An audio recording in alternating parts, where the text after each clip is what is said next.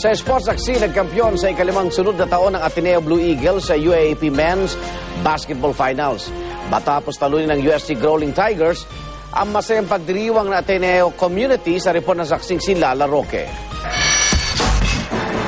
Masayang palakpakan ang sumalubong sa mga player at coaching staff ng Blue Eagles men's basketball team nang dumating sila sa Ateneo de Manila University.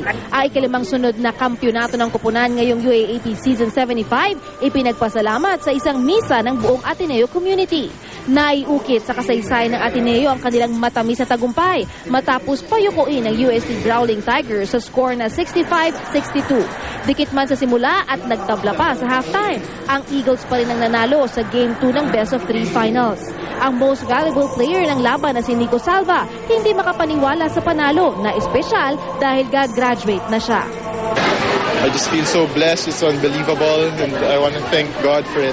Hindi rin daw ito malilimutan ni Ateneo coach Norman Black lalo't huling taon na niya ito sa koponan. Do you really expect a Game 2 finish?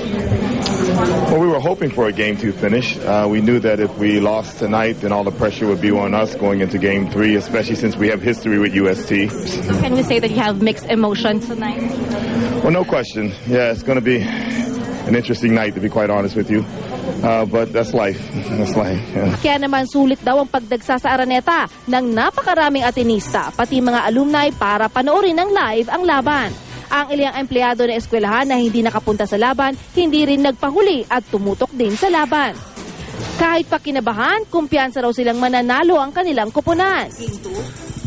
Expected na daw kasi based on experience talagang magsi-champion. Go Ateneo! One big fight! At simula pa lang ito ng pagdiriwang dahil may traditional pang bonfire celebration sa Loyola campus ng Ateneo sa Sabado. Matapos makamit ang 5 feet, tanong ng marami, magtuloy-tuloy kaya ang paghahari ng Ateneo sa UAAP? Isang hamon marahil para sa Blue Eagles at isa namang kabanatang dapat abangan ng mga basketball fans.